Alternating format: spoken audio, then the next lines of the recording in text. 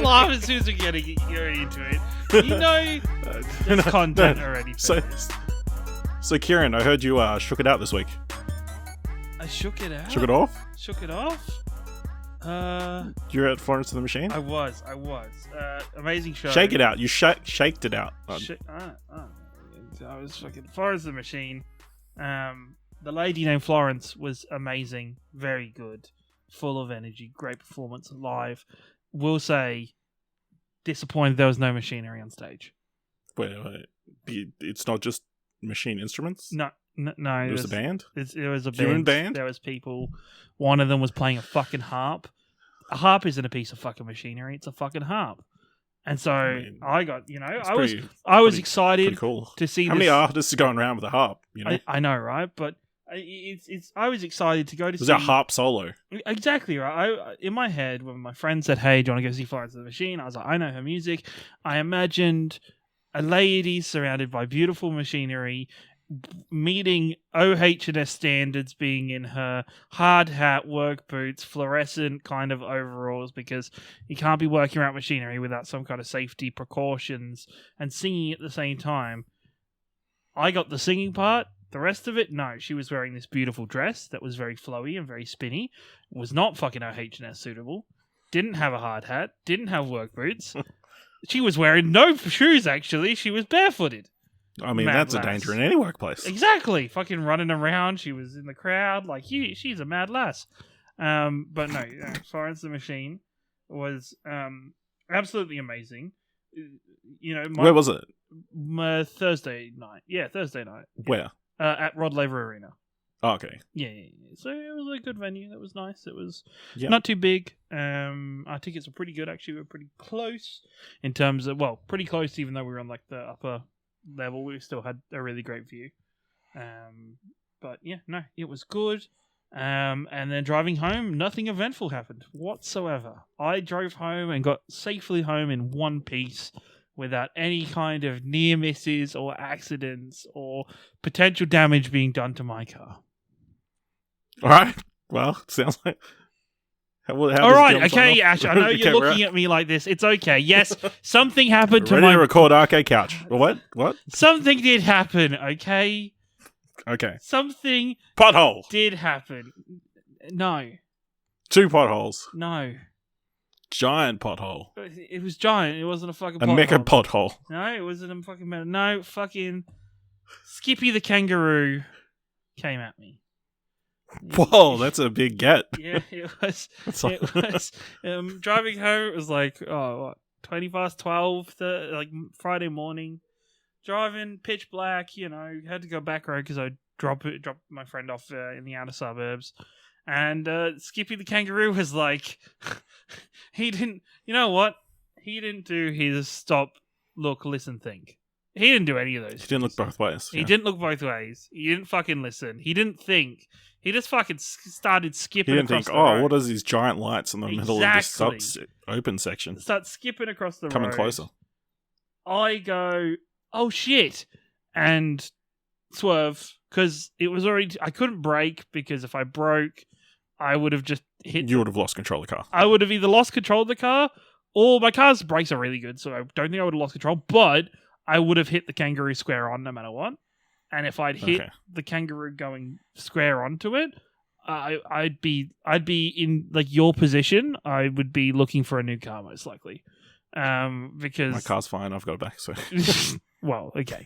At the time, we didn't know that, but no, I definitely think if I had hit it head on, I would have written my car off and maybe done some serious damage to myself, because it was a big Kangaroo. It was a big Kangaroo. But no, I swerved. It hit my side of my car instead, putting a dent into like the front passenger side panel.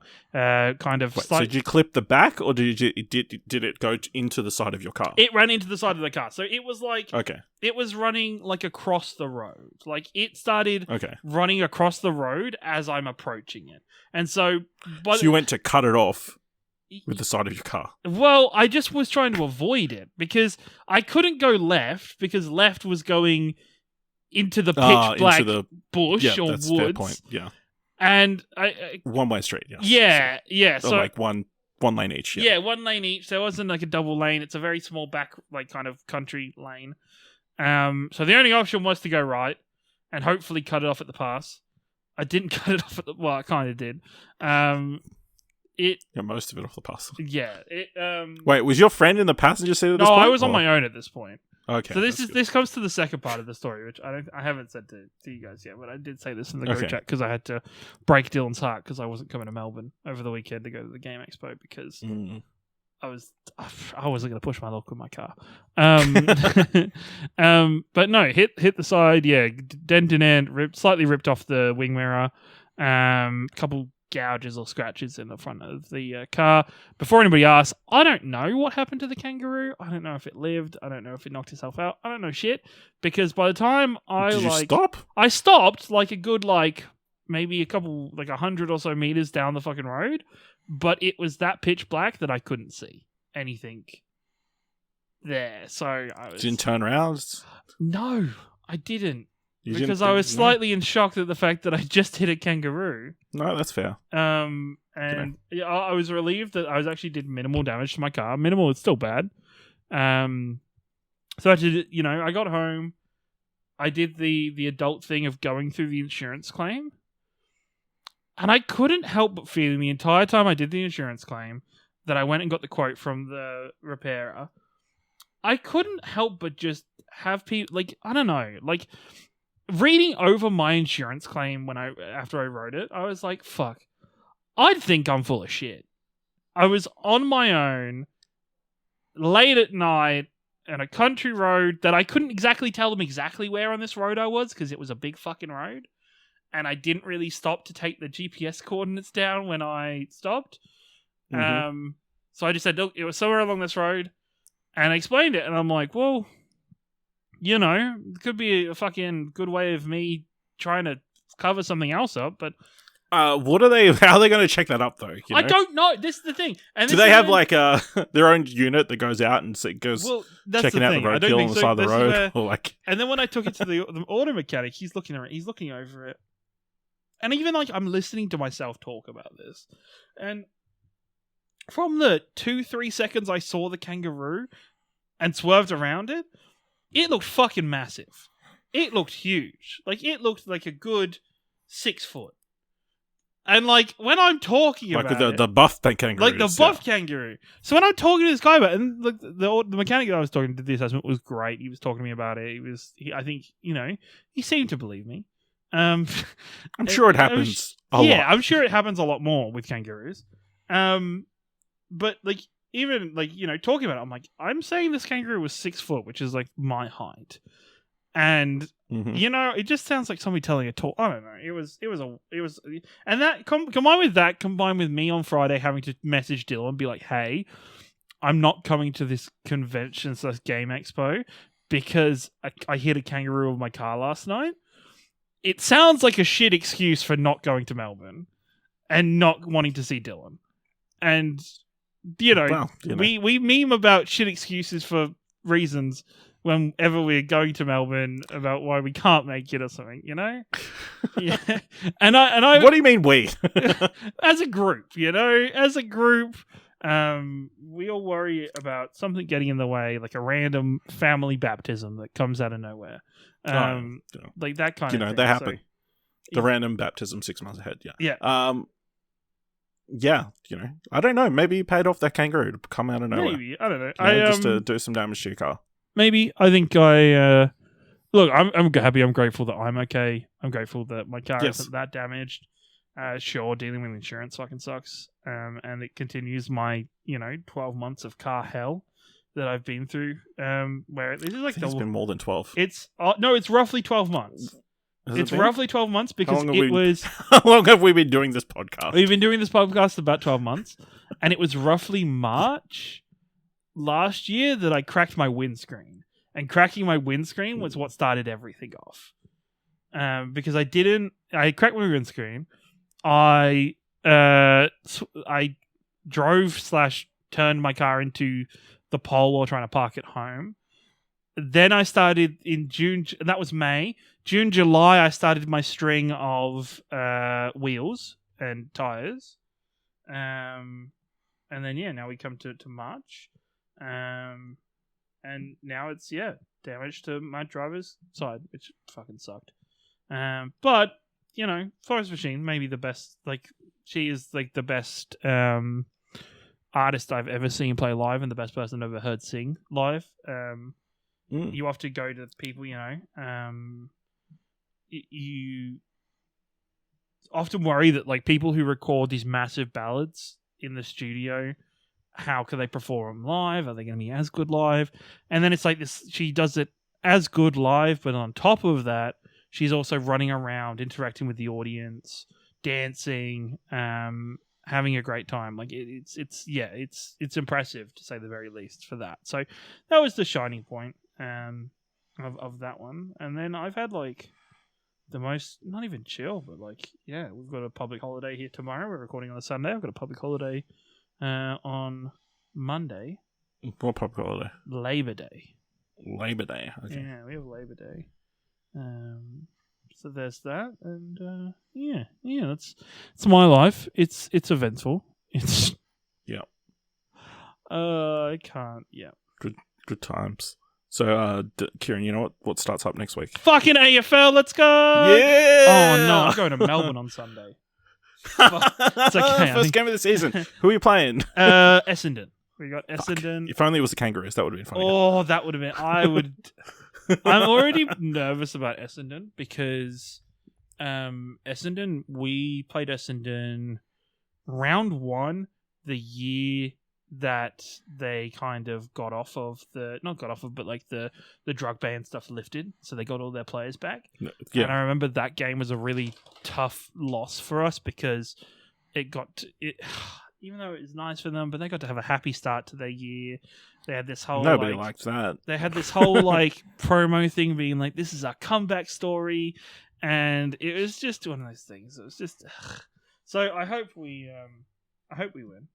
I really hope we win. We've got the youngest side. You're massive rebuild. Massive rebuild. You took Jack Gunston from me. That's the one that hurts, right? I didn't give a fuck about Tom Mitchell. I couldn't give a fuck about Jaeger. The retirements are retirements. Jack Gunston's one of my favourite players. And the fact that he went to Brisbane, and I hope for the best for him, that he has as good of an ending to his career as Isaac Smith is having with Geelong, because Isaac Smith is, it's bittersweet coming off him getting a Norm Smith last year in the grand final. He he's a bit of a machine, a bit of a gun, but to see Jack Gunston line up in Brisbane it's gonna hurt. It's gonna be sad. He's gonna go down in probably in the annals of Brisbane Lions history. It's like Brisbane Lion greats like Luke Hodge and Grant Birchall. Look, I'm glad Grant Birchall was not glad, but like Grant Birchall had a quieter time at Brisbane, whereas like I think Luke Hodge had a great time down there, and I think he did a lot to kind of set us up for the success you currently have. Set us up as a destination club. I think you kind of you guys need to win a premiership like this year or next year. I mean, the pressure's on this season. I feel like if they don't do it, your forward line is insane. Like looking at from having Danaher up there, now having Gunston. I'm a big fan of Lincoln McCarthy. I think McCarthy's a great player. Oh, he's so good. You've now added into your midfield. You've added Josh Dunkley. Like, your midfield. And then we got probably the 2023 rising star in Will Ashcroft. So. No. He's going to be the runner-up to Cam Mackenzie from Hawthorn. Who? It's a whole thing. But no. I think you guys need to win it this year. I know it's looking very good for both Geelong and Melbourne still. This is going to be like the bitter opposition fan in me come out, but I really hope that Maxi Gawn and Brodie Grundy just have a terrible time together. They don't work. I hope they don't burn. They both go up to the ruck at the same time. It's like, we're on the same thing. It doesn't make sense. They're rucking against themselves. I hope it doesn't work. Melbourne's definitely a club for me. I don't like Melbourne anymore. They've had enough success. They've had enough. Oh, it's not even enough success, but just they sucked for so long. And it's cool. You get around to it. You start playing well, but like there's something really, and I think this is because of previous work colleagues being massive Melbourne fans. There's just something really satisfying about them losing, about them coming up short. Like that there was nothing there. It was 2018 where they beat Hawthorn in the semis, and because we squeaked through into a fourth place that we really shouldn't have had that year. And they beat us in a semi and then went on to play West Coast, and they got fucking destroyed by West Coast in Perth. That was very satisfying to watch. But no, I think we've got an interesting year of football ahead. More umpires on the ground. So hopefully that was an interesting addition to the practice matches. Just a set umpire for each of the forward 50s. I really hope it fixes stuff. We're not getting umpires who are calling free kicks from 100 meters away. Yes. I hope that cuts that crap out, because that's always really frustrating when the umpire closest to the action doesn't call it, but somebody else 100 meters away calls it. You're like, oh, what the fuck? Okay. I think it's going to be an interesting year in terms of, I think Freo's going to have a good year this year. I think doggies are going to be back in it. And then, there's teams like Sydney and Carlton who had great years last year, and you wonder, okay, are they going to kick off? And it's interesting that it's March and we're back at it in terms of all sports. Formula One had the Bahrain Grand Prix last weekend. Yep. It has signaled potentially the worst possible start, except for Alonso doing Alonso things. It just did not make me excited for the rest of the Formula One season. Max and Checo, the Red Bull, is so far ahead of everybody else. They're so far ahead, and it's so fucking boring. The only way, I think the only way, but somebody else gets a podium as it's currently looking, is if they fuck up. If both of them fuck up, or if they take a really heavy grid penalty. But even if they take grid penalties, we already know from all the way back in 2019, was it Brazil 2019 or 2020, where Lewis Hamilton took a 25 place grid penalty for that. How's that possible? It's just it stacks up, and it doesn't. I think he started from the pits. There's only 20 places. Yes, but it was officially it was 25. And then he came and he won the whole thing. It is for these cars, because there is such a disparity in the top head runners compared to everybody else. Stuff like that is very common now. So, not great. I hope that gets better. I hope Mercedes decides to just ditch what they were doing with the minimal side pods and just copy Red Bull a little bit and get a competitive car. Just kind of put their hands up and admit that, hey, we fucked up. Our plan isn't working. We'll just go this way. But yeah, Aston Martin being good is interesting. I think Fernando Alonso kind of deserves to have a good car. He's a fun driver to watch. But yeah, I think it's weird that in terms of sport and everything, especially in Australia, it's March until sport really kicks off. We have the Premier League going on, and that's England's weird timetable of September through to May every year. You get to see weird events like Man United getting fucking drummed 7-0 by Liverpool. 7-0, baby. And then we went and lost against fucking whoever 1-0 the other day. Oh, terrible. Really? Oh. Yeah. Couldn't back it up. And you can also tell, and this is where I don't know, maybe my winner's bias or my what's different with Hawthorn, where I'm excited. I love watching Hawthorn no matter what, and I will always I always watch AFL games, and I'll always watch Hawthorn games even if we fucking suck, which, looks like we're going to have a rough year this year, but I'm still going to go to 10 games this year. With the Premier League, if Chelsea are bad, I don't care. If Chelsea are bad, I will not be interested. If Chelsea are doing well, every kind of Monday, Tuesday, I'll watch all the highlights of all the games. I'll be more keeping up with stuff like Ben Foster's podcast and stuff like that. It's just I think as a whole, and I know this is turning to a sports podcast, sports talk at this time. But what else are we going to do when Dylan's not here? I know, absolutely. How do you think How do you think Dylan went? He was alone in Melbourne. I mean, it was fine. Yeah, I'm sure he had a good time. He got to live it up in the Game Expo. Yeah, he went to the Stevo. Yeah, he did go to Stevo. Yes, yeah, I did see that. I did see that last night. No, I'm like, yeah. Yeah, you're upset you missed it.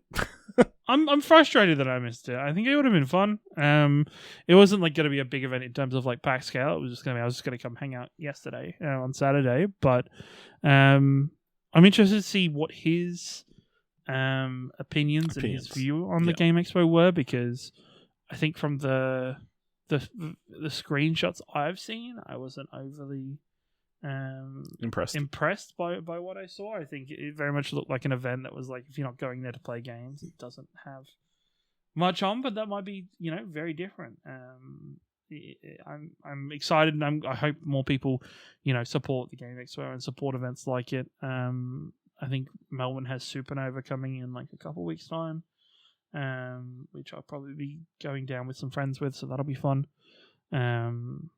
But yeah, it is kicking off with Adventure Time to Melbourne.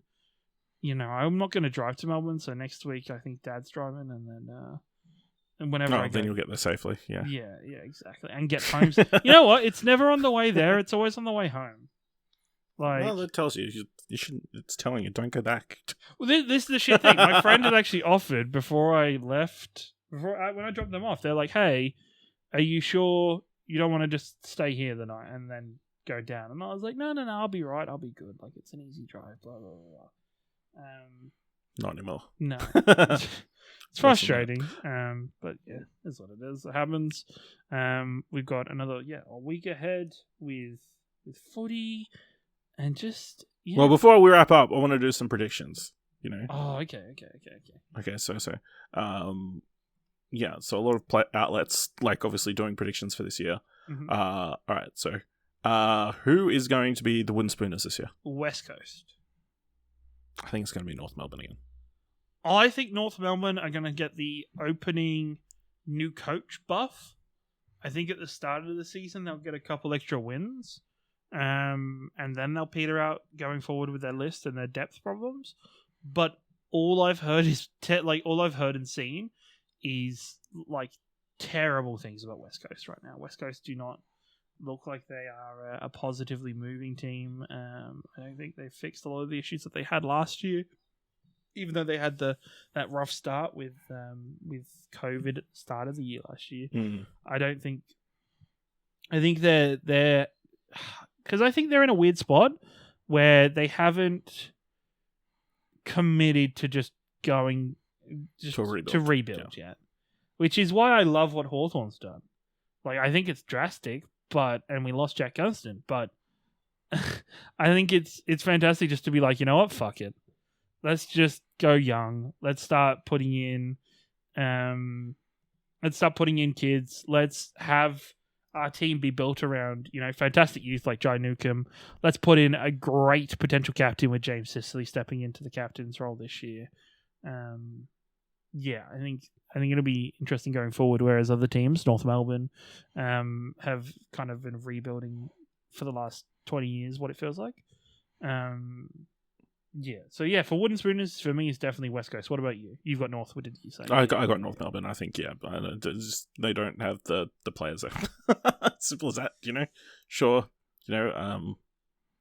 He's a good coach, but can't complete miracles for 23 weeks in a row. Maybe. Who knows? All right. Biggest improvers. What team's going to improve the most this season?